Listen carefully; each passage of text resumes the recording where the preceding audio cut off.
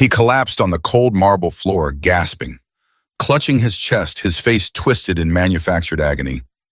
It was a lie. Every single second of it was a calculated, deliberate lie designed to expose the truth in someone else. Evan Wright didn't need a doctor. He needed an answer. And the woman who knelt beside him, the quiet maid with tired hands and a steady voice, gave him something he never asked for. Something he didn't even know he was missing. If this story moves you, subscribe right now and drop your city in the comments. I want to see how far this story travels. Evan Wright was not a man who asked for things twice. Everyone in his world understood that. His executive assistants learned it on their first day. His board members learned it in their first meeting. His personal staff learned it the moment they stepped through the iron gates of the Wright estate and felt the air change colder, heavier, like the house itself had rules. He didn't raise his voice. He didn't have to. One look from Evan Wright was enough to make a grown man reconsider every decision he'd made in the last 48 hours. His eyes were the color of storm clouds, and they worked the same way, arriving quietly, then turning everything underneath them gray. At 51 years old, Evan had built an empire that most men spent their entire lives dreaming about. Wright Capital Holdings touched 6 industries across 3 continents. His name appeared in the same sentences as the words legacy power, and more often than he liked ruthless. He had earned every syllable of that last one. But here was the thing about Evan Wright that nobody ever saw. Not the journalists, not the board members, not the string of well-dressed, perfectly poised women who had passed through his life and left quietly the way all expensive things eventually do. He was lonely, not the kind of lonely that makes a person sad, the kind that makes a person cold, the kind that starts small amidst our conversation here, a hollow evening there, and then spreads through a man like a slow frost until everything inside him that was once warm becomes simply efficient. Evan functioned perfectly. He just didn't feel much of anything. It was 6:47 in the morning when Clara Medina Boy arrived at the estate for the 43rd consecutive day without a single minute of tardiness. She came in through the service entrance the way she always did, slipping past the security desk with a small nod to the guard Marcus, who always looked half asleep at that hour and always gave her a tired thumbs up anyway. She liked Marcus. He was honest about his exhaustion, and Clara appreciated honesty in whatever form it arrived. She was 34 years old, though she often moved with the quietness of someone who had learned long ago that being noticed too quickly rarely worked in her favor. She wasn't invisible, she was careful. There was a difference, and Clara had mastered it. Her mother had taught her that. You don't need them to see you, mija. You need them to trust you. Trust takes longer, but it lasts. Clara tied her apron in the corridor outside the kitchen, smoothed her dark hair back into its clip, and began her morning inventory, mentally cataloging everything that needed to be done before Mr. Wright descended from the east wing at precisely 7:15. Flowers in the main corridor, fresh. The ones from yesterday had started to droop at the edges, and Mr. Wright had a specific distaste for anything that was dying slowly and pretending it wasn't. She'd learned that about him without being told. She'd learned a lot of things about Evan Wright without being told. She heard his voice before she expected to, and her hands stilled over the vase she was arranging near the base of the main staircase. He was early. He was never early. She turned carefully the way she always did when she sensed him behind her, measured, unhurried, even when every nerve in her body was doing something else entirely. Evan was standing at the top of the staircase, still in his shirt from the night before collar. Open at the throat, the cuffs rolled partway up his forearms. He looked like a man who had not slept. His eyes were sharp, regardless of the way a blade stays sharp, even when it's been left out in the cold. "Good morning, Mr. Wright," she said. He came down 3 steps, then stopped. "Those are the wrong flowers." Clara looked at the arrangement. Cream dahlias. Clean, elegant, exactly what was specified in the household preference guide she had been given on her first day. The preference guide lists cream dahlias for... The preference guide is 2 years old, he said. He didn't say it unkindly. He said it the way he said most things, as a fact being deposited into the world, indifferent to whether anyone found the deposit convenient. "I don't like dahlias. Change them." He continued down the staircase, moving past her without another word, already focused on whatever next thing existed in his world that needed to be controlled. Clara watched him go. Then she looked at the dahlias. Then she carried them to the kitchen, set them gently on the counter, and began figuring out what flowers he actually did like. She would find out. She always did, on my own. The gala was 3 days away. This was the fact that hovered over every single person inside the Wright estate like a weather system that hadn't decided yet whether it was going to rain or simply make the air unbearable. The annual Wright Capital Foundation Gala was Evan's one significant concession to the social world, a charity event large enough to matter, formal enough to satisfy the board, and controlled enough to keep Evan from hating every moment of it. He hated most of it anyway. Mrs. Hargrove, the estate's household manager, had been operating at a frequency somewhere between a hummingbird and a minor emergency for the past week. She communicated primarily through lists, written lists, spoken lists about other lists, and her relationship with the phrase, "There is no room for error," was frankly devotional. "Clara," she said, finding her in the second-floor corridor with a cleaning cart, "the east drawing room needs to be redone, Mr. Wright walked through it this morning and he had a look." Clara had learned what he had a look meant. It meant the conversation Evan hadn't bothered to have out loud. "I'll get to it," Clara said, "after you finish the West Wing guest rooms. And the library needs dusting. Mr. Wright will have guests using it during cocktail hour and he doesn't want anything on the shelves to look touched," Clara finished quietly. Mrs. Hargrove paused for half a second, which was as close as she ever came to being surprised. "Yes, exactly." "I know," Clara said, and she moved on. She had been working at the estate for just under 3 months. She had taken the position because it paid better than anything else she could find after the restaurant she'd worked at for 6 years closed without much warning and left 14 people looking at their last paychecks and calculating backward. Clara had a younger brother, Danny, who was 18 and trying to get through community college on a combination of grants, part-time work, and whatever she could quietly add to his account each month. She had their mother's medical debt, which arrived in envelopes she had stopped opening because she already knew the numbers inside. She had an apartment that was technically in her name, but felt more like a temporary arrangement with gravity. She did not talk about any of this at work. She did not talk about much at work. It was not because she had nothing to say. It was because she had learned across several jobs in several houses belonging to several people who had more than she did, that the staff who talked the most were usually the ones who lasted the least. Be useful. Be steady. Be invisible enough that your absence would cause inconvenience, but your presence causes no friction. That was the formula. Evan Wright was the first employer who had ever made the formula feel like it wasn't quite enough. She first realized this about 6 weeks in on a Tuesday afternoon when she was reorganizing the books in his private study, the one room she was permitted to clean only when he was out of the estate, and only in the late afternoon when the light came through the west window at an angle that made the dust visible. She was running a soft cloth along the spine of a row of books on the upper shelf when she noticed that several of them had been read, really read, not displayed. The spines were bent with use. Some had pages folded down at the corners. She opened one without thinking, and a folded piece of paper fell from between the pages. She caught it before it hit the floor. She almost set it back without looking. She looked. It was a handwritten list. Cramped private handwriting, nothing like the bold signature she'd seen on the household documents. The list had no title, just 7 lines: morning without a meeting. Someone who argues back. A meal I didn't schedule. Laughter. Real laughter. To be late without consequences. Someone who stays. To not know what happens next. Clara read it twice, then she folded it exactly as she'd found it, placed it back between the same pages, and returned the book to its exact position on the shelf. She didn't tell anyone.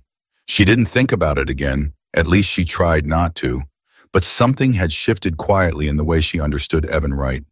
Not sympathy exactly, not pity. Something more complicated than both. A man who had everything making a list of things he didn't have. She knew what that felt like. 3 days before this gala, Evan called an unscheduled staff briefing at 4 in the afternoon. This was unusual enough that Mrs. Hargrove spent 40 minutes beforehand attempting to determine whether she had done something wrong, and the junior housekeeping staff spent the same 40 minutes attempting to determine whether they had done something wrong, and the chef, Mr. Paris, simply poured himself a glass of water and stared at a wall because in his experience, the most sensible response to the unpredictable is hydration and patience. Clara stood at the back of the staff common room, her hands folded in front of her, and waited. Evan walked in at exactly 4 o'clock and stood at the front of the room. He looked at all of them. He didn't look at any of them in a way that lingered, except for just a moment when his gaze moved to the back of the room and found Clara and held there for a beat that was one breath longer than it should have been. She kept her face neutral. She was good at that. "The gala is in 3 days," he said. "I expect everything to run without my involvement. If something requires my attention, it has already failed. Do you understand?" Silence, the collective silence of people who have understood for a long time. "Good." He started to leave. Then, without turning around, the East drawing room. "Whoever redid it, well done." He walked out. Nobody spoke for a moment. Then everyone looked at Clara. She looked at her hands. That evening, Evan sat in his office for 3 hours and didn't work. He had 17 emails waiting. He had a call he had already rescheduled twice. He had a contract on his desk that his legal team had been preparing for 6 weeks. He looked at none of it. He was thinking about the East drawing room. He was thinking about the Dahlia conversation. He was thinking about the quiet woman at the back of the room who hadn't flinched when he'd looked at her. Everyone flinched. It was something he'd noticed about himself years ago, the effect he had on people. It wasn't something he'd cultivated deliberately. It was the accumulated weight of a man who demanded precision and got it demanded results and got them demanded honesty and got silence instead, which told him everything. He had learned to read people the way he read markets, by watching what they didn't do, by tracking the hesitation, the glance away, the carefully worded non-answer. Clara Medina did not hesitate. She did not glance away. He'd been watching her for weeks. He told himself it was practical. He told himself he simply noticed things that were out of place, and she was out of place, too steady for the role, too quiet in a way that wasn't timid, but was instead deliberate, the way a held breath is deliberate. There was a difference between people who were calm and people who were trained to appear calm. Evan had spent 30 years learning to tell the difference. He hadn't figured her out yet. That bothered him more than he would say to anyone. At 11:30 that night, Clara was finishing the last of her duties for the day, locking up the supply closet near the main corridor, returning the key to the board pulling on her coat. She was thinking about Danny's tuition deadline, which was in 10 days. She was thinking about whether she could ask Mrs. Hargrove about an advance, and whether asking would change how Mrs. Hargrove looked at her, and whether that change would be worth the money. She was doing the math of her life the way she always did, quietly, privately, in the margins of whatever else was happening. She heard footsteps at the end of the corridor. Evan was still up. He was standing near the corridor window with a glass of something in his hand, looking at nothing visible outside. She almost said nothing. She almost simply turned and went the other way. "Mr. Wright," she said instead, because she was walking in his direction, and to redirect now would be obvious, and she disliked being obvious. "Good night." He turned. He looked at her the way he always did, like she was a fact he was filing. "Why are you still here?" "Finishing up. I'm heading out now." "It's nearly midnight." "The gala prep runs long." He was quiet for a moment. Then, "Do you have far to go?" Clara looked at him. That was not a question she had expected. It had no operational value. It wasn't a direction or a correction. It was just a question. The kind a person asks when they're not sure why they're asking it. "About 40 minutes on the bus," she said. Something moved across his face. Brief, controlled almost immediately. But she saw it. "Take a car," he said. "Tell Marcus I said so." He turned back to the window. Clara stood there for one more second than she needed to. "Thank you, Mr. Wright." He didn't answer, but his jaw shifted, slightly. She left. And Evan stood at the window for another 20 minutes, glass in hand, looking at a dark driveway and thinking about a woman who thanked him like she meant it, like she was thanking the man, not the title. He couldn't remember the last time that had happened. It was after that night that the idea came to him. He would tell you if you asked, and no one would dare ask that it was a test of character, a measurement exercise, a way to cut through performance and see what someone was actually made of. He had done similar things with executives. Manufactured pressure to observe the response. This was the same thing. That was what he told himself. But the truth he didn't examine too closely was that he was tired of not knowing, tired of looking at a person and being unable to read them, tired of the small, persistent hunger of wanting just once to see someone react to him as if he were a human being in a moment of need and not a problem to be managed or a source of authority to be deferred to. He wanted to know what Clara Medina would do If Evan Wright, CEO, billionaire, untouchable, fell, he started planning. And somewhere beneath the calculation, beneath the strategy, and the practiced detachment, there was something else, something quieter. Something that if he were a more honest man, or perhaps a more frightened one, he might have recognized as hope. The morning of the test, Clara arrived at 6:47 exactly as always. She had no idea what was coming. She changed the flowers in the main quarter white tulips, which she had determined through 3 weeks of careful observation of which arrangements he passed. Without comment were the ones he actually preferred, though he had never said so, and began the first of 40 tasks she had laid out for the day in her small, precise handwriting on the notepad she kept in her apron pocket. At the security desk, Marcus gave her his usual thumbs up. He looked slightly less tired than usual, which meant he'd probably gotten a full 5 hours. In the kitchen, Mr. Paris was arguing quietly with a delivery service on the phone about the wrong grade of champagne being sent for the gala reception. Down the long corridor that led from the east wing to the main office, somewhere in the direction of a room where a very controlled, very deliberate man was preparing to do something he had convinced himself was entirely rational, Clara had 40 tasks to complete. She didn't know she was about to add one more, one that would change everything between them. Clara had been cleaning the east wing hallway for 20 minutes when she heard it. Not a crash, not a shout, just a sound, low strain, the kind of sound a person makes when something is wrong and they're trying not to make a sound at all.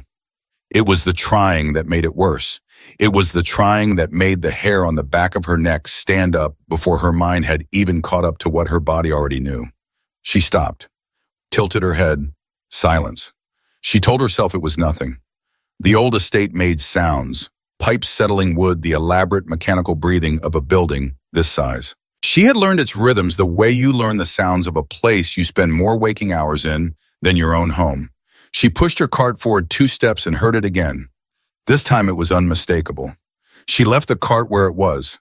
The door to Evan's private office was 3/4 closed. She pushed it open without knocking, and that alone told her something because in 11 weeks of working in this house, she had never once entered that room without being summoned, without knocking twice, and waiting without every protocol being observed. But protocols don't apply when someone is on the floor. Evan was down. He was on his side near the edge of his desk, one hand pressed flat against the marble, one hand clutching the front of his shirt. His face was tight and gray. His breathing was audible in wrong, short-labored pulls of air that sounded like a man fighting something invisible. Clara's brain did what it always did in a crisis. It went quiet. Not the quiet of shock, the quiet of focus. She had grown up in a house where emergencies were frequent and resources were scarce. And what that does to a person is it removes the luxury of panic. Panic is expensive. It costs time. She had never been able to afford it. She crossed the room to him in 4 steps and went down to her knees on the marble. "Mr. Wright," her voice was even. "I'm here, look at me." His eyes found hers. Something in them, she couldn't name it later, couldn't explain it to anyone, but it was there, something that looked almost like relief. "Good," he said. The word came out compressed like he was rationing syllables. "Left side." "Okay." She put 2 fingers against his wrist, checking his pulse the way her mother had taught her years ago, back when her mother was still well enough to teach things. It was fast, uneven. "How long?" "Few minutes." "Can you breathe?" "Trying." "Don't try, just breathe. Follow me." She breathed in slow and deliberate and watched him. In. He inhaled, rough. Out. He exhaled, less rough. Again. She had her phone out with her other hand already dialing when he reached up and put his hand over hers. "Wait," he said. She looked at him. His eyes were strange. Not the eyes of a man in agony, though agony was what his face was showing. They were too alert. Two watching. "Mr. Wright, I need to call." "Wait," he said again, quieter this time. Clara went very still. The room held its breath. She looked at his hand over hers. She looked at his face. She looked at the way his breathing had steadied, not with effort, but almost automatically the moment she'd asked him to follow hers. She looked at the hand still clutching his shirt. And she noticed she couldn't have told you, couldn't have identified the specific detail that gave it away. Only that she had spent her entire working life paying attention to the things people didn't notice about themselves. She noticed that his knuckles weren't white. A man in real pain grips with everything he has. The body doesn't negotiate, it holds. His hand was holding. but not like that. Clara sat back on her heels very slowly. She did not move her hand away from his. She let him keep it. She just looked at him.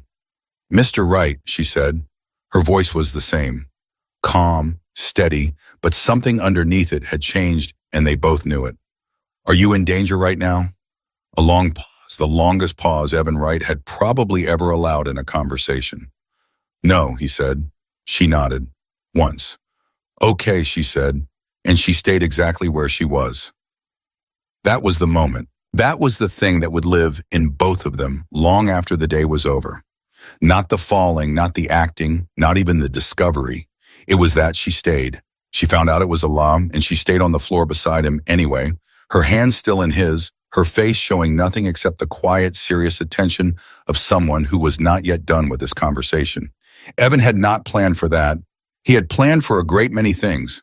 He had planned for the call and help, the scramble, the panic, the performance of a person under pressure.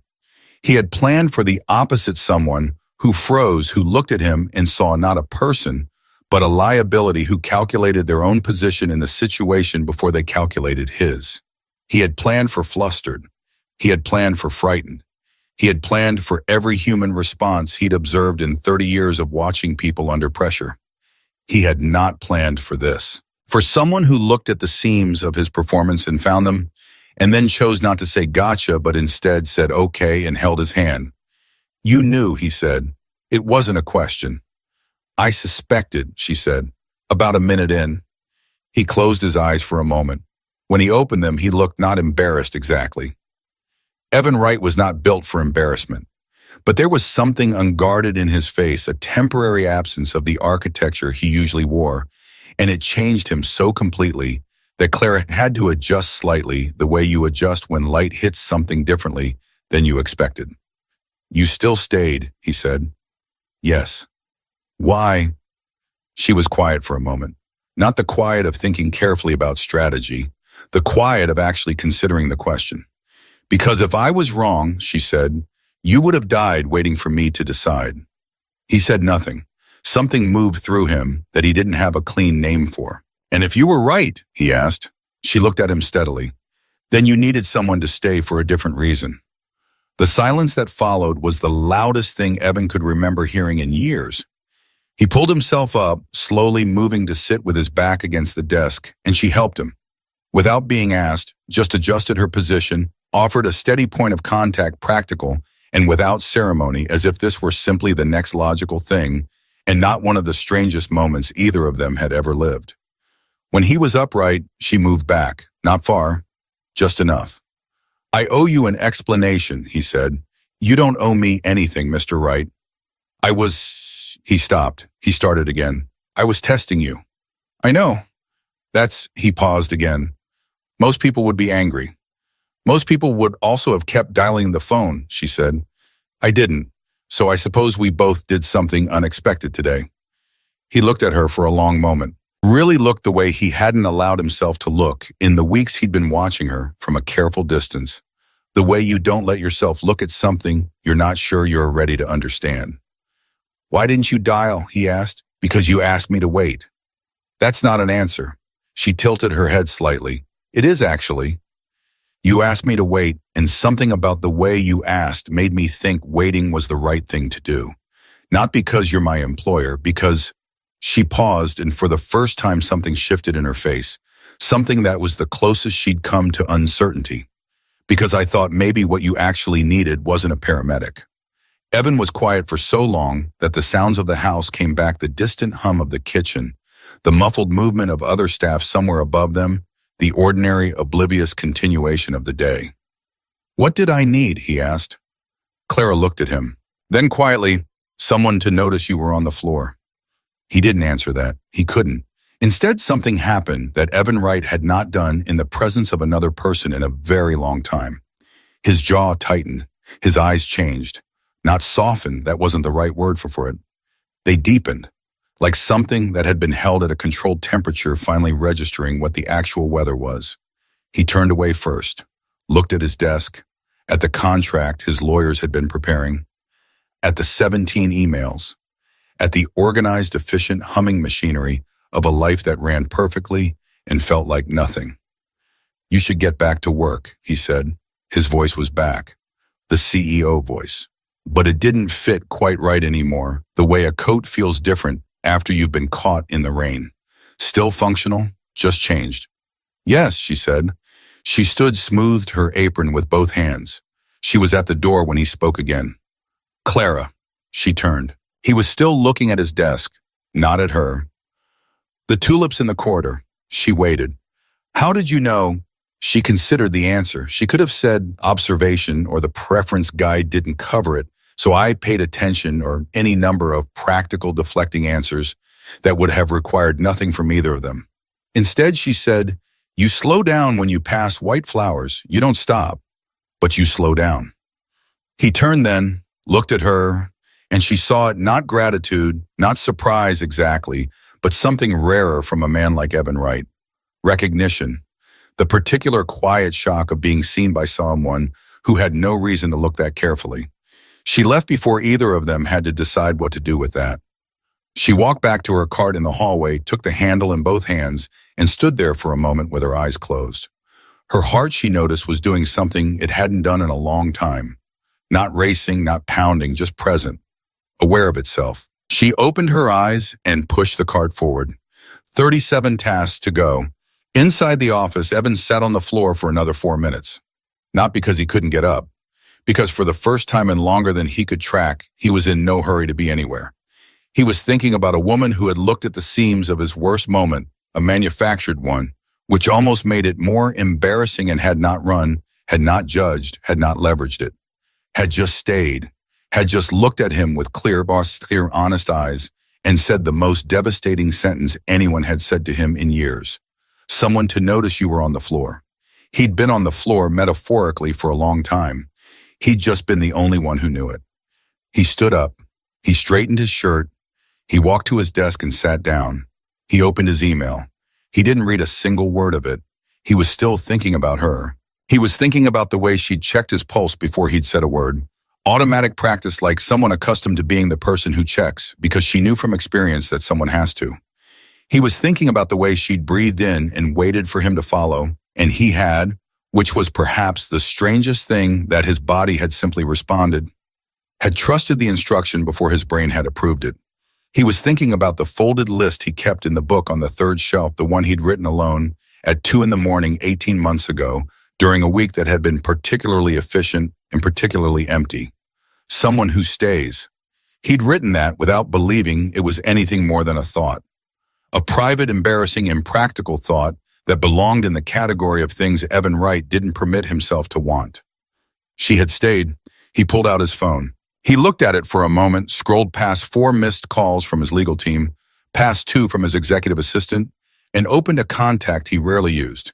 He typed, "Look into the personnel file for Clara Medina, household staff. I want to see the full record." Then he put the phone down before he sent it, picked it up again, put it down. He wasn't going to do that. He knew the moment the impulse arrived that it was the wrong instinct, the reflex of a man who responded to things he didn't understand by trying to gather data until he did. He had done it his whole career. He had done it with every person he'd ever hired, every opponent he had ever faced, every situation he had ever entered. He was not going to do it with her. He was going to have to sit with not knowing, which was for Evan Wright the equivalent of sitting on a live wire. He looked at the doorway where she'd been standing. He thought about how she'd said, "Because I thought maybe what you actually needed wasn't a paramedic," and how the sentence had landed not in his brain, but somewhere lower. Somewhere he hadn't felt something land in a long time. "Mr. Wright," he snapped back. His assistant David was in the doorway. Young, efficient, perpetually anxious in the polished way of someone who has learned to hide it behind a tablet and a detailed schedule. "Your 11 o'clock is holding," David said. "Reschedule it." David blinked. "Sir, this is the 3rd time." "Reschedule it, David." A pause. The particular pause of a person who has learned not to push but whose expression does it for them. Of course, he left. Evan looked at the door again, then at the window, then at his phone. He typed a different message. This one to Mrs. Hargrove. "Effective immediately, Clara Medina is to have Thursdays off with full pay. Don't explain why, just implement it." He sent it before he could second-guess the impulse. Then he sat with the quiet fact of what he'd just done, given something to someone without any strategic calculation attached. Given something simply because they deserved a day that wasn't 40 tasks. It was the smallest thing. He knew that. It was embarrassingly small given the scale of everything he had and everything she clearly didn't. But it was the first purely uncalculated thing he had done for another person in longer than he could remember. He noticed with some surprise that it didn't feel like weakness. It felt like something else entirely. Downstairs, Clara was on task 14, polishing the brass fixtures in the second-floor hallway, when Mrs. Hargrove appeared beside her with an expression that suggested she was delivering news she didn't entirely understand, but felt was significant. "Mr. Wright has requested that you take Thursdays off," Mrs. Hargrove said. "Paid, starting this week." Clara's hand stopped on the fixture. "I'm sorry, Thursdays off, paid." Mrs. Hargrove said each word with careful, slightly puzzled enunciation. "He didn't give a reason. He doesn't usually." Clara stood there for a moment. "Did something happen this morning?" Mrs. Hargrove asked, because she was sharp and she had noticed that Clara had disappeared for about 12 minutes around 9 and that when she returned, she had been quieter than usual, which had seemed impossible given how quiet she already was. "No," Clara said. Mrs. Hargrove looked at her for one long second. "All right," she said and left. Clara looked at the brass fixture in her hand.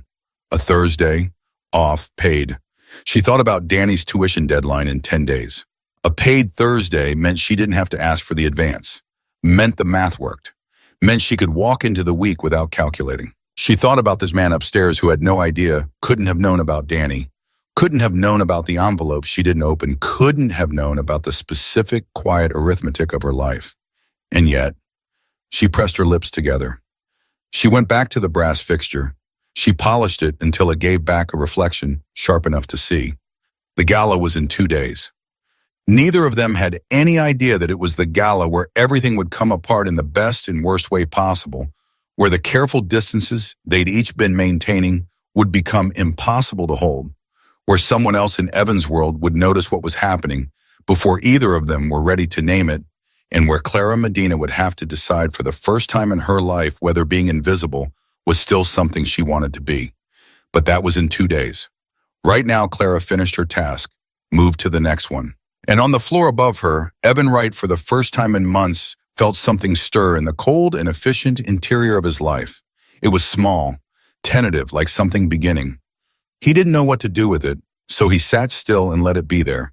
And outside his window, the ordinary day continued, oblivious, and somewhere below him, a woman with tired hands and a steady voice moved through the house like a current, quiet and constant, and he was more aware of her presence than of anything else in the room. Which was, he thought, probably where all of this had always been headed. The day of the gala arrived the way important days always do, disguised as an ordinary morning, until it wasn't. Clara was at the estate by 6 an hour earlier than usual because Mrs. Hargrove had sent a message at 11 the previous night that contained 4 exclamation points, which was Mrs. Hargrove's equivalent of a distress signal. There was a problem with the floral delivery. The caterers had questions that apparently could only be answered by someone who had read the seating arrangement. The lighting crew had arrived early and parked in the wrong place, and now the champagne delivery couldn't get through the gate. Clara put on her apron and walked into the middle of it, the way she walked into most things steadily, without announcing herself, and started solving problems from the outside in. By 8:30, the flowers were sorted. By 9, the caterers had their answers. By 9:15, she had talked the lighting crew into moving 2 vehicles, and the champagne was through the gate, and Mrs. Hargrove was looking at her the way people look at someone who has just diffused something without appearing to try. "How do you do that?" Mrs. Hargrove said. "Do what?" "Make things stop being disasters." Clara considered this. "I just figure out what everyone actually needs instead of what they're asking for." Mrs. Hargrove opened her mouth, then closed it, then walked away looking thoughtful, which was a different expression than her usual one. Clara did not see Evan that morning. She was aware of this in the way you're aware of an empty chair at a table, not loudly, not dramatically, just as a fact that your body registers before your mind decides to. She told herself it didn't matter. She had 31 tasks and a gala to prepare for, and a younger brother whose tuition was due in 8 days, and a life that operated on the reliable fuel of forward motion and deliberate focus. She told herself this with some conviction. She almost believed it. Evan, in the meantime, was in the East Wing with his attorney, Richard Hale, going over the contract that had been sitting on his desk for 6 weeks, which he was now reviewing, with the kind of concentrated attention that had nothing to do with the contract and everything to do with needing something to point his mind at before it wandered somewhere he wasn't ready to go. Richard had been Evan's attorney for 14 years. He was one of the few people on earth who could sit in a room with Evan Wright and feel something approaching comfortable. This was because Richard had decided somewhere around year 3 of their professional relationship that the most efficient approach to Evan was radical honesty.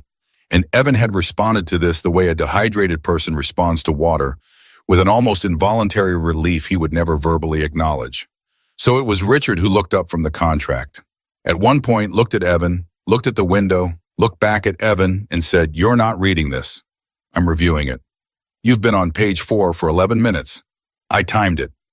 Evan turned a page without looking at it. "Something's different," Richard said. "The contract is fine. Sign where indicated." "I'm not talking about the contract," Richard set his copy down. He had the particular patience of a man who had learned that with Evan, pushing directly achieved nothing, but staying in the room long enough usually got you somewhere. "You rescheduled 4 meetings this week. You gave a staff member an unscheduled, paid day off. And you're sitting in your own office at 9 in the morning looking like a man who's been asked a question he doesn't know how to answer." Evan looked at him flatly. "Read the contract, Richard." "Who is she?" The silence that followed was approximately 2 seconds long, but it was 2 seconds of a very specific quality, the kind that confirms rather than denies. "There is no she," Evan said. "There's always a she when a man starts giving away Thursdays," Richard said pleasantly, and returned to his copy of the contract. Evan said nothing, which was for Evan Wright a very loud response. By 6 o'clock that evening, the estate had transformed in the way it only did once a year. Every surface precise, every arrangement deliberate, every light calculated to produce exactly the impression of effortless grandeur that takes an enormous amount of effort to achieve. 240 guests were expected. The foundation's work this year centered on education access, which Evan had chosen personally and which the board had approved with the particular enthusiasm of people who agree with powerful men. Clara was in the back corridor near the kitchen when she heard the first guests arriving, the sound of voices shifting from the cold air outside into the warm acoustics of the entrance hall, the particular elevation of tone that people adopt when they're performing for each other. She had one task left, checking that the private reading room off the main hall, the one Evan had designated as a quiet retreat from the event for guests who needed a moment away, was properly set. Fresh flowers, 2 reading lamps, the bar cart stocked and arranged. She slipped through the side passage and into the room and got to work. She was arranging the bar cart when she heard the door open behind her and assumed it was Mrs. Hargrove with another addition to tonight's list, and said without turning, "I'm nearly done. 2 minutes." "Take your time." She turned. Evan was in the doorway. He was in a black dinner jacket, white shirt, dark tie, the standard armor of his public life, and he looked entirely himself and somehow not himself at all, because he was looking at her with an expression she hadn't seen before and couldn't immediately categorize. "Mr. Wright," she straightened. "I was just finishing." "I know." He stepped into the room, let the door close behind him.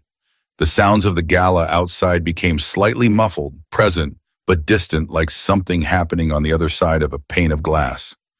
"I wanted to speak to you before the evening started." Clara waited. "About yesterday," he said. "You don't need to." "I know I don't need to." He said it without sharpness. "I want to." She went still. Want was not a word that appeared frequently in Evan Wright's professional vocabulary. It was operational language, personal language, language that admitted to interiority. He stood a few feet from her and looked at her the way he'd looked at her in the corridor 2 nights ago, like she was something he was trying to understand without the usual tools. "What I did was manipulative," he said. "I designed a situation to produce information. That's what I do with problems. I manufacture conditions and observe results. I understand why. I'm not explaining myself," he said. "I'm apologizing." Clara Medina had not been apologized to by an employer in 11 years of working. She had been thanked perfunctorily. She had been criticized frequently. She had been ignored, which was its own category.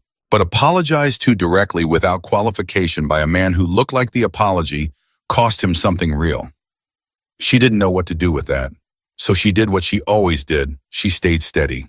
Apology accepted, Mr. Wright. You're not going to tell me it was fine. It wasn't fine, she said, but it's accepted. Something crossed his face. It might have been the beginning of a smile she couldn't be certain, had never seen one up close, didn't have a reliable reference point. You're honest, he said.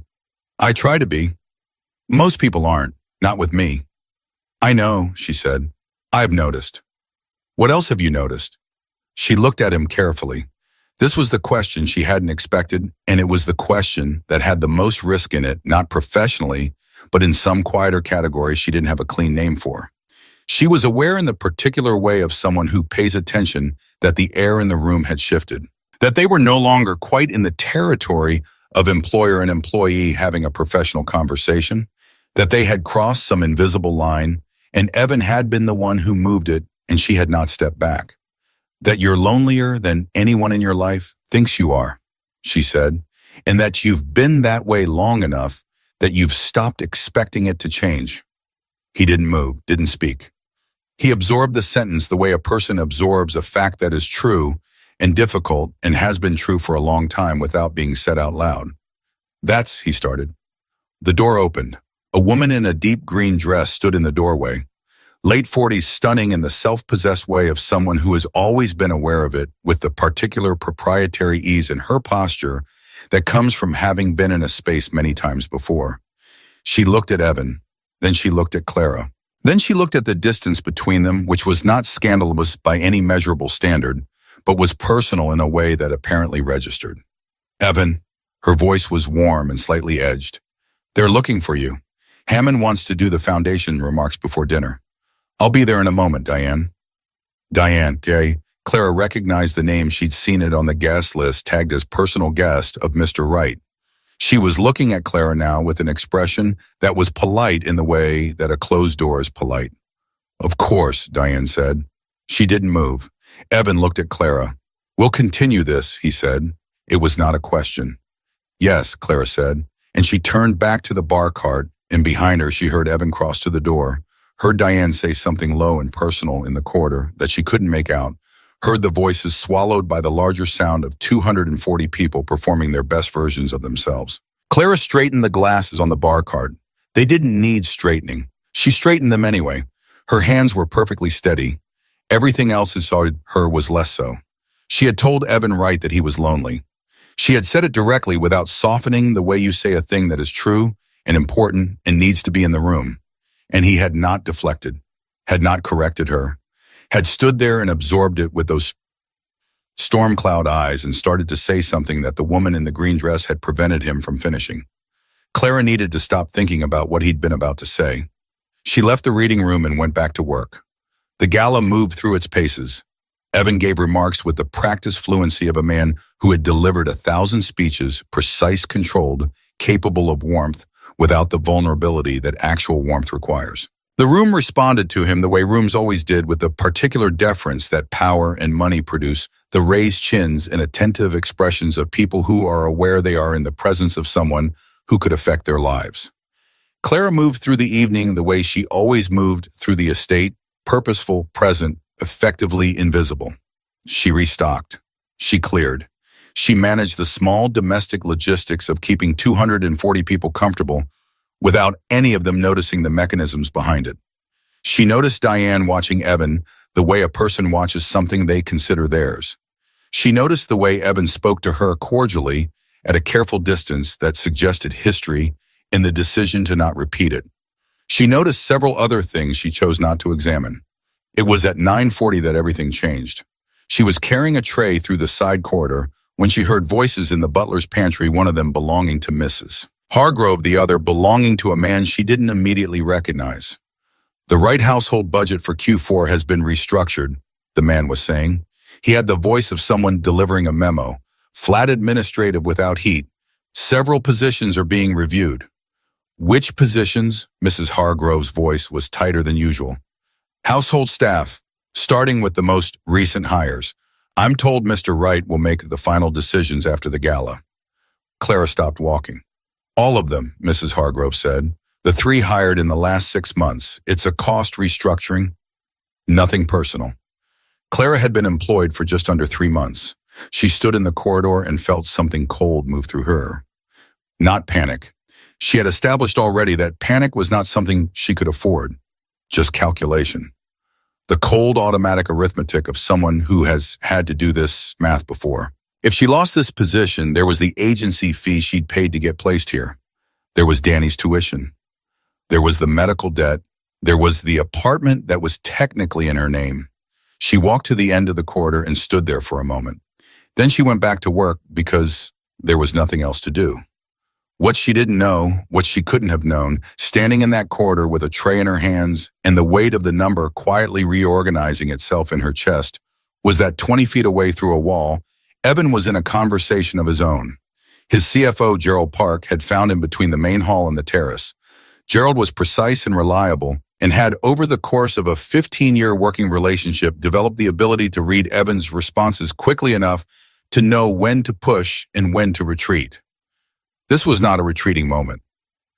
The Q4 household restructuring memo went out tonight, Gerald said. Thought you should know in case anyone brings it up. The team took your standing cost review authorization and applied it. Evan looked at him.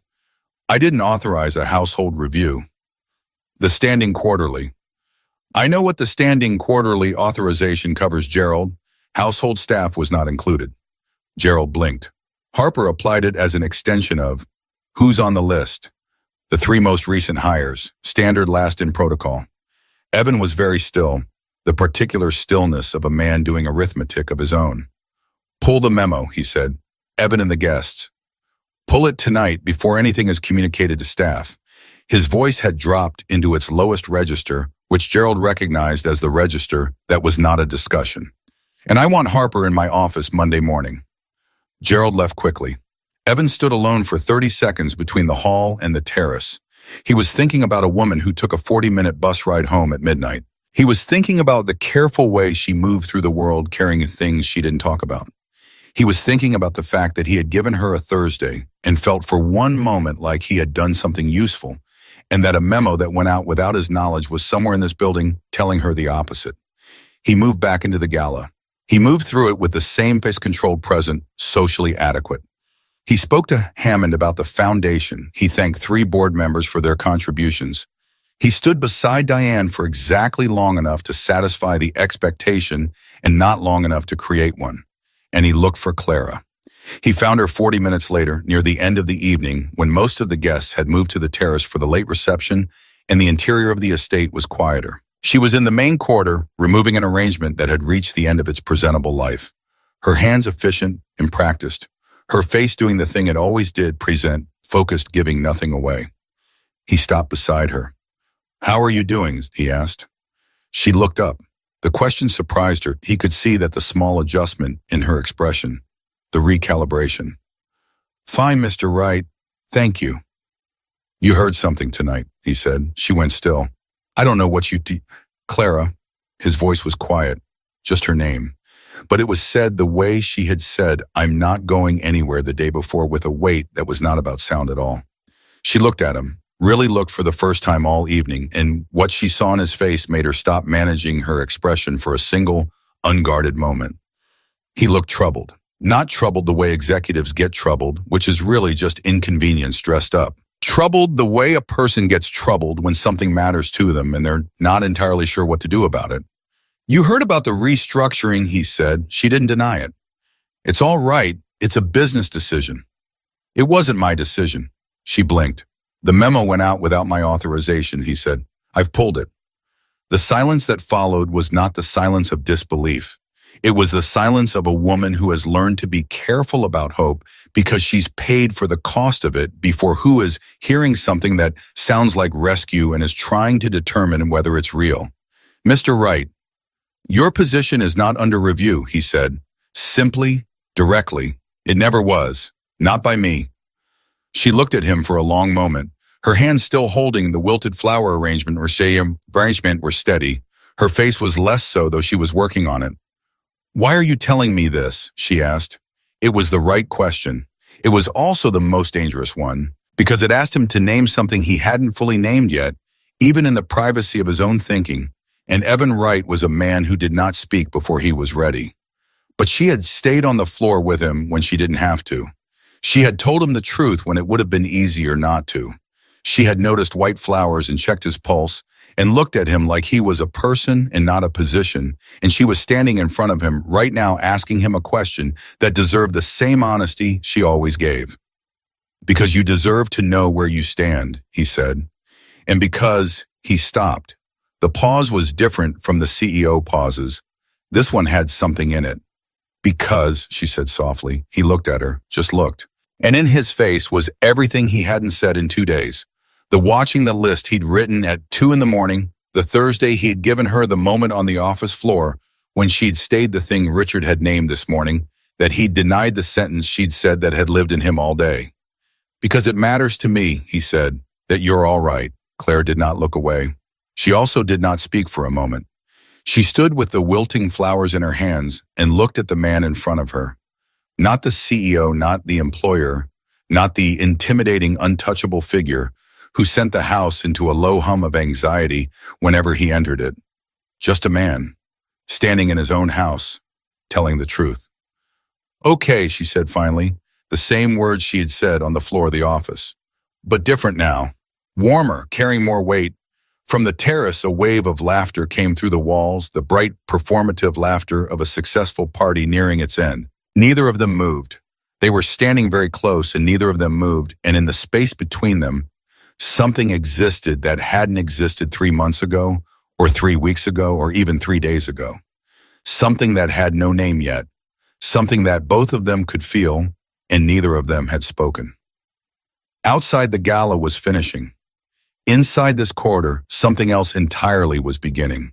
And Clara Medina, who had made herself invisible and efficient and careful for 3 months in this house, stood in the quiet middle of it and let herself be seen and did not look away. The gala ended at 11:15. Clara knew this because she heard the last car pull away from the gate while she was still in the kitchen helping Mr. Paris's team break down the service area, stacking trays, counting glassware, doing the quiet, unglamorous work that makes grand evenings possible and that no guest ever thinks about while it's happening. She worked with her hands and she thought with her whole body, which was the only way she knew to process something she wasn't ready to sit still with. "Because it matters to me that you're all right." She stacked a tray. She counted glasses. She did not think about the way he'd said it low and direct and stripped of the professional distance he wore the way other men wore cologne. She did not think about the fact that she had stood in that corridor and let herself be seen, which was the thing she had spent 3 months in this house specifically not doing. She thought about Danny's tuition. She thought about the bus ride home. She thought about practical things with great concentration and moderate success. "You're still here," Mr. Paris said, appearing beside her with the look of a man who has survived another gala and is feeling quietly triumphant about it. "Finishing up," she said. "Go home, Clara. The rest keeps until morning." She looked at the remaining stack of work. 10 more minutes. He shook his head in the particular way of someone who has stopped arguing with people who are clearly going to do what they're going to do. "I'll leave the side door unlocked." He left. She finished. She put on her coat. She was in the service corridor heading toward the side entrance when she heard footsteps behind her. Not the brisk, purposeful footsteps of someone going somewhere, but the slower kind. Following, she turned.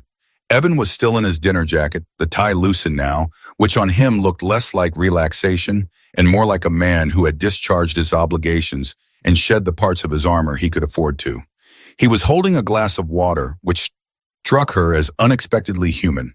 Not scotch, not wine, just water, the drink of someone who is done performing for the evening. "You're leaving," he said. "Yes." "Marcus will get you a car." "I can take the bus." "Clara." "Mister." "Right, you don't have to." "I know I don't have to," he said, exactly as he'd said it before. "I know I don't have to. I want to. I'm aware that I don't have to do most of the things I've done this week. I'm choosing to." She looked at him. He looked back. The corridor was very quiet, the way spaces get quiet after they've been full of people, a particular residual kind of silence, like the room is exhaling. "Okay," she said. Third time she had said that word to him. He noticed. She could tell from the way something in his face shifted briefly, barely, but there. Thank you. She went to wait for the car. He watched her go. He didn't follow. But he stood in that corridor for a long moment after she had turned the corner, looking at where she'd been holding his glass of water. The next morning was Thursday, Clara's day off. She slept until 7, which for her was extravagant. She lay in her apartment, the one that was technically in her name, and looked at the ceiling and listened to the building wake up around her. The neighbor upstairs with the early alarm. The pipes. The sounds of a life at ordinary scale, nothing grand, nothing marble, nothing staffed. She thought, this is what I am. This is the actual size of my life, and it's fine. It has always been fine. Then her phone rang. Danny. Hey, he said. He had the voice of someone trying to sound casual about something that wasn't casual. She'd been hearing that particular vocal performance from him since he was 14. So I wanted to tell you the tuition payment went through. Clara sat up. What? This morning I got the confirmation email. I thought maybe you'd paid it early and didn't tell me, so I'm calling to say thank you, but also did you? Because the amount was Clara. It wasn't just the tuition. She was already very still. What do you mean? It covered the full semester. And there's a note on the account that says it's tagged to a scholarship fund I've never heard of. The Right Education Initiative. The room was very quiet. Danny, she said carefully, read me the exact name. He read it. She sat with it. She sat with it for longer than she should have, probably because Danny said, Clara, you still there? And she had to consciously bring herself back. Yes, she said, I'm here. Do you know what this is? I need to make a call, she said. I'll explain later. I love you. She hung up before he could ask anything else. She stared at her phone. The Right Education Initiative. She typed it into a search browser and found it in 30 seconds, a foundation arm of Right Capital Holdings established 8 years ago, focused on first-generation college students. Active, legitimate, not something invented overnight, but targeted scholarship disbursements required application processes, review committees, timelines. They did not happen between a Wednesday gala and a Thursday morning, unless someone with the authority to move things quickly had decided at some point between 11:15 last night and 7 this morning to move something quickly. Clara set her phone down. She picked it up again. She did not call the estate. She sat with this information for 1 full hour making coffee she didn't drink, standing at her window, looking at the ordinary street below, doing the thing she always did with complicated feelings, which was to let them exist in her body without immediately deciding what to do about them. He had paid her brother's tuition. He had routed it through a foundation so it would look like a scholarship instead of charity. He had done it overnight silently without telling her, without asking for acknowledgement or gratitude. He had done it the way she arranged white tulips, without announcement, without expectation, just the quiet act of giving someone something they needed. She understood in that moment why it felt familiar. It felt like watching herself in a mirror she hadn't known was there. At the estate, Evan was in his office by 7:30, which was normal. What was not normal was that he'd spent the first 20 minutes of the morning doing nothing visible, just sitting at his desk looking at his phone, which had one read message on it, the scholarship confirmation, sent to the account associated with a Daniel Medina student ID ending in 4471, processed at 2:17 a.m. He had not slept much. Richard arrived at 8 for a scheduled meeting that had nothing to do with Clara Medina or foundation disbursements, but Richard was constitutionally incapable of entering a room with Evan and not noticing what was happening in it. He sat down. He looked at Evan. He said nothing for a moment. Then, what did you do? We're here to talk about the Meridian acquisition, Evan said. We can talk about that in a minute. What did you do? Richard, Evan, 14 years. Talk. Evan was quiet for a moment. Then, without looking up from his desk, she has a brother in college. The tuition was due. I routed it through the Education Foundation. Richard was very still. You paid her brother's tuition. The foundation dispersed a targeted scholarship. Evan, it's a legitimate use of the foundations. Evan. Richard's voice was not harsh. It was the voice of someone being very careful because they are holding something fragile. I've known you for 14 years. I've watched you negotiate billion-dollar deals without blinking. I've watched you end partnerships, restructure, organizations make decisions that affected hundreds of people, all without losing a night of sleep. He paused. You paid a woman's brother's tuition at 2 in the morning. Evan said nothing. You're in trouble, Richard said, not unkindly. The good kind. Talk about Meridian, Evan said. In a minute. Does she know? She'll figure it out. And then what? Evan finally looked up. Then I'll deal with it. How? He held Richard's gaze. Honestly. Richard sat back. He looked at his old friend, the man he had watched operate for 14 years, with the emotional accessibility of a closed vault, and saw something in his face that he recognized, but had not seen there before. He picked up the Meridian file. All right, he said. Let's talk about the acquisition. But he was smiling, just slightly, and he didn't bother to hide it. Clara came back to the estate on Friday morning at her usual time. She arrived at the service entrance. Marcus gave her his thumbs up. She tied her apron in the corridor. Everything was the same. Everything was also different. She had decided over the course of Thursday that she was going to do 3 things. First, not make this into something she couldn't afford it to be. Second, say thank you because she was her mother's daughter and her mother had raised her to acknowledge what people did for her, regardless of the complexity of the situation. Third, go back to work because whatever was happening, whatever unnamed, uncategorized thing was growing in the space between her and Evan Wright, she was still his employee, and this was still her job. And her entire life had been built on the principle that you don't let the size of your feelings compromise the quality of your work. She found him at 10 o'clock. Not by seeking him out, she was too careful for that, but because he found her first appearing in the doorway of the second-floor sitting room where she was refreshing the book arrangement on the side table with 2 cups of coffee, both black. He set one on the edge of the table near her. I don't usually, she started. Neither do I, he said. That's probably why we both should. She looked at the coffee. She looked at him. She picked it up. He stayed in the doorway. She noticed he kept doing that, keeping physical distance, offering things from across the room as if he understood intuitively that proximity was something she needed to choose. The scholarship, she said. Clara. Let me say it first. She held the coffee with both hands.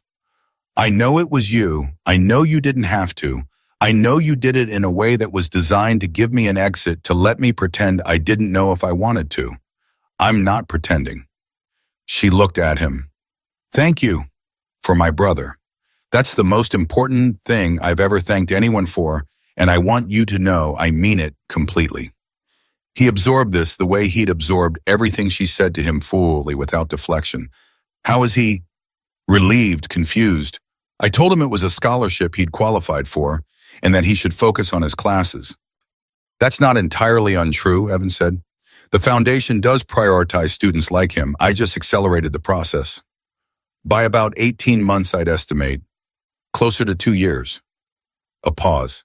I'm not going to apologize for it. I didn't ask you to. They looked at each other across the room. The morning light was doing something in the space between them, and neither of them addressed it. Why, she asked? Not accusingly, just honestly. The question she had been sitting with since Thursday morning. He was quiet for a moment. Then, because you checked my pulse before you asked me a single question? Because you breathe in when things get bad instead of out? Because you figured out I preferred white flowers without being told, and you changed them without making me feel like the fact that I hadn't said so was a failing. He paused. Because you've been carrying things that are too heavy, and you've never asked anyone for help, and I had the ability to take the one thing off the pile without you having to ask. Clara was looking at the coffee cup in her hands. When she looked up, something had changed in her face, not broken open, but unlocked. Like a door that had been carefully shut for a very long time and had just moved slightly on its hinges. You've been watching me, she said. Yes. For how long? Since the second week. She stopped. Unsettling, he supplied. I was going to say, Kuan now, she paused. I was going to say that I've been watching you too since around the same time. The silence that followed was not uncomfortable. It was the silence of 2 people standing on either side of something they've just both admitted is real. This is complicated, she said. Yes. I work for you. I'm aware. That means, I know what it means, Clara. He said it without impatience. I've been thinking about what it means for 2 weeks. I'm not unaware of the dynamic. I'm not asking you to ignore it. What are you asking? He was quiet for a long moment. The kind of long that means someone is choosing words the way they choose tools for precision, not for speed. I'm asking if you'd have dinner with me, he said. One here, not as your employer. Somewhere that isn't this house where we're just two people trying to figure out what they're actually saying to each other. Clara looked at him for so long that a lesser man would have started composing a graceful exit from the question. Evan didn't move. Saturday, she said. Something happened in his face, not a smile exactly. More like the expression of a man who has been holding something very carefully for a long time and has just been told he can put it down. Saturday, he said. She nodded. She set the coffee cup down. She turned back to the books on the table, which did not actually need attending to anymore, but which gave both of them somewhere to direct their attention while they both recalibrated. Mr. Wright, she said, not looking at him. Evan, he said, on Saturday, when we're not here. She kept her back to him, but he heard it the smallest change in her breathing, the held exhale. Evan, she said quietly, testing the weight of it. He left before either of them did anything that complicated what had just been simply quietly perfectly said. She stood with the books in her hands and let herself feel for exactly 30 seconds the thing she'd been not feeling for 2 weeks. Let it exist fully without management or strategy. Let it be exactly what it was, frightening and warm and real and complicated, and more than she'd planned on when she walked into this estate 11 weeks ago with an apron and a notepad full of tasks. Then she put it away neatly in the place where she put the things she was going to deal with properly later. And she went back to work. What neither of them saw, what neither of them could have seen, being occupied as they were with the quiet, enormous thing happening between them, was that the hallway outside the sitting room was not entirely empty. Diane had not left the estate after the gala. She had been a guest of the estate before she was Evan's anything else, and she had stayed in the guest wing, and she had been walking down the second-floor corridor at 10 o'clock that Friday morning, and she had stopped outside the sitting room door. She had heard enough, not everything, but enough. Diane was not a woman who panicked. She was also not a woman who stepped aside without at least understanding what she was stepping aside from. She had known Evan Wright for 11 years. She had been in his life and out of it and in it again in the cyclical way of people who are familiar with each other in ways that are convenient and insufficient in equal measure. She had never once in 11 years heard him say someone's name the way he just said Clara. She stood in the corridor and she processed this with the rapid efficiency of a woman who had built her entire professional life on reading rooms. Then she took out her phone. She didn't call anyone. She opened a news application. She searched Wright Capital. Clara Medina. Nothing, of course. Too early. But she was a woman who understood that early was exactly the time to act, and she scrolled further and she looked and she found something not about Clara, but about Evan. A piece from 8 months ago that she remembered reading about his philanthropic work in the foundation. And buried in a paragraph near the end, a comment from an unnamed board member about Evan's increasing distraction from core operations in the past year, about a man whose judgment was being questioned in certain quarters. Diane read it twice. She was not a cruel woman, but she was a careful one. She put her phone away and walked back to the guest wing and sat down and began thinking about what she was going to do with what she knew and how she was going to do it and what it would cost and what she stood to lose if she didn't. In the sitting room, Clara finished straightening the books that didn't need straightening. In his office, Evan looked at the Meridian file without reading a single page of it. And on Saturday, neither of them knew yet, was not going to be as simple as dinner. Saturday arrived without ceremony, the way the most important days often do. Clara spent the morning at her apartment doing ordinary things with extraordinary concentration, washing dishes, folding laundry, telling herself that dinner was just dinner, that two people could sit across a table from each other and talk without it, meaning the end of everything sensible she had built. She had been careful her whole life. Careful was what she knew. Careful was what worked.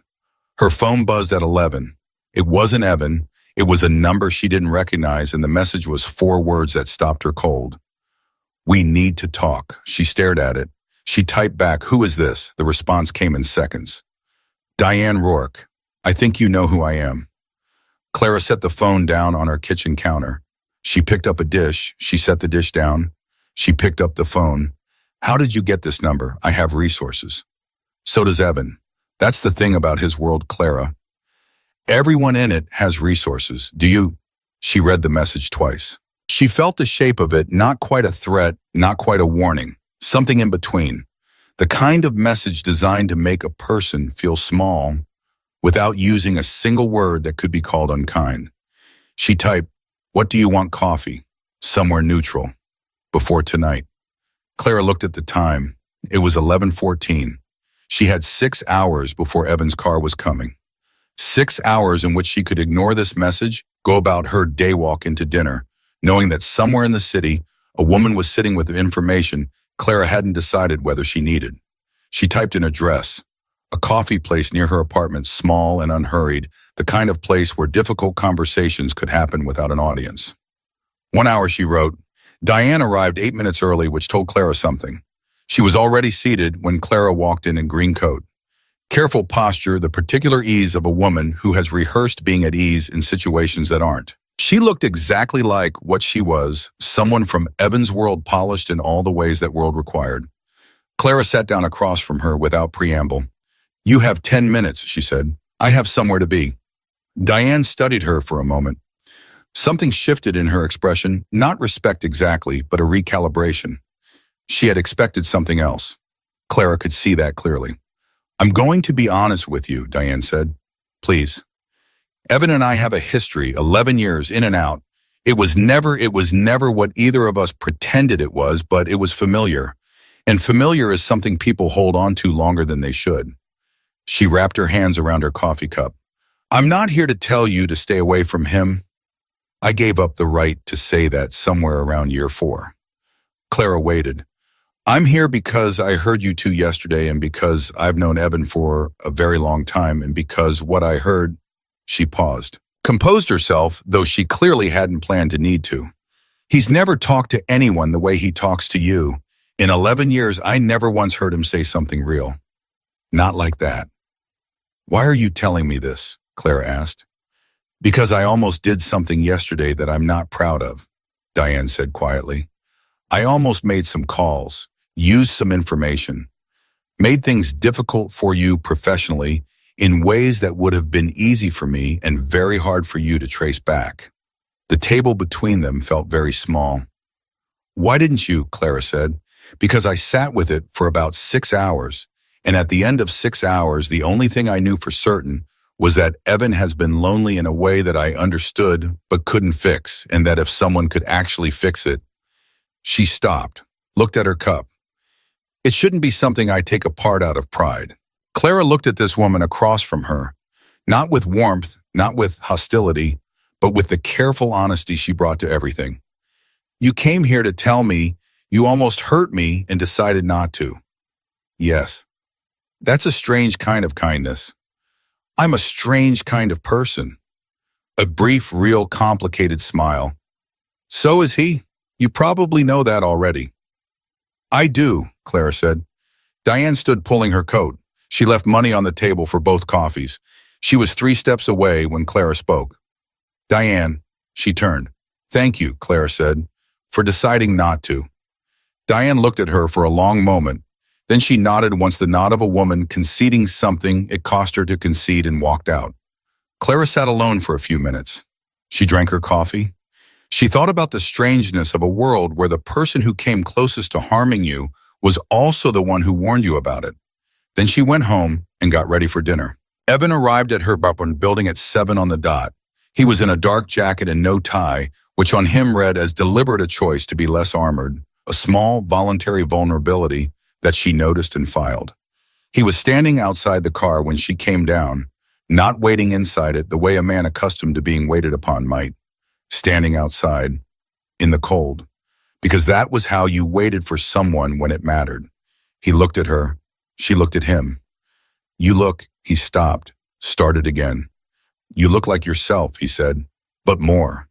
It was possibly the strangest compliment she had ever received. It was also, she thought, exactly right. "Thank you," she said. "So do you." The restaurant was quiet, not ostentatiously exclusive, but genuinely calm. The kind of place chosen by someone who thought about what she might actually be comfortable in rather than where he was accustomed to going. She noticed this. He watched her notice it. "You chose somewhere I wouldn't feel outclassed," she said when they were seated. "I chose somewhere I wouldn't feel like I was performing," he said. "We ended up in the same place." She smiled. He actually saw it, not the professional courtesy smile she wore at the estate, but a real one, sudden and unguarded, and it did something to the set of his shoulders visibly. They came down about a half inch, the way shoulders do when something that has been braced finally isn't. "Tell me about your mother," he said. She blinked. "That's not where I expected you to start." "Where did you expect me to start?" "I don't know, the foundation scholarship, my brother, an explanation." "I don't need to explain it," he said, "and you've already said thank you. I want to know about your mother." She looked at him for a moment, then she told him. Not everything. She wasn't someone who gave everything at once, but enough. Her mother's illness, the years of managing it alongside school, and then work the way it had made her good at emergencies and permanently wary of stability, because stability in her experience had always been the thing right before something broke. He listened, not the listening of someone waiting for a pause to speak, the real kind. She could feel the quality of his attention like a physical thing, total, steady, uninterrupted. When she finished, he said, "That's why you checked my pulse first." "What?" "Before you asked me anything, before you even knew what was wrong, you checked my pulse. It's a reflex, you developed it." She hadn't thought about it in those terms. "Maybe," she said, "not maybe." He looked at her. "You've been taking care of people your whole life, and nobody—" He stopped, chose the words carefully. "Nobody takes care of you." The sentence landed somewhere unprotected. She felt it arrive and she didn't look away, which cost her something, though she didn't let him see how much. "I manage," she said. "I know you manage. I've watched you manage for 3 months. I'm saying that managing isn't the same thing as being taken care of, and you know that, and you've accepted the difference because you didn't think you had a choice." She was quiet for a long moment. "You're very direct," she said finally. "You're the only person in my life who's ever been direct with me," he said. "I'm trying to return it." Dinner arrived. They ate. They talked about things that had nothing to do with the estate, nothing to do with work, nothing to do with the careful structure of the world they'd both been operating inside.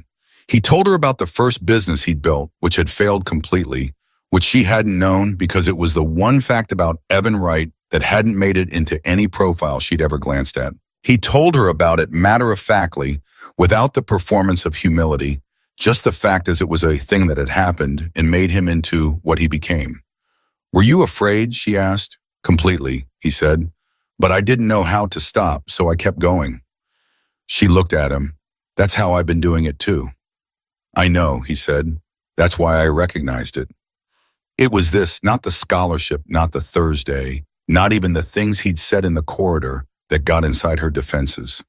The recognition, the idea that someone had looked at the specific shape of her survival and seen not pity material or a project or a charity case, but a mirror.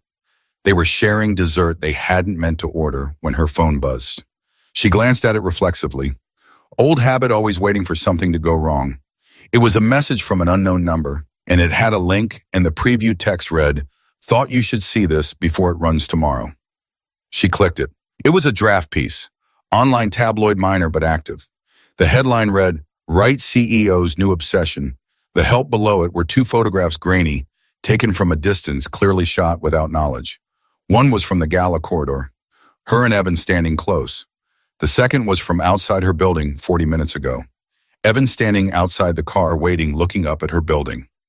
Someone had been watching. She set her phone face down on the table. Her hands were steady, her expression was controlled. But something behind her eyes changed, and Evan, who had been watching her face the entire evening, with the focused attention of a man who had spent weeks learning to read her, saw it immediately.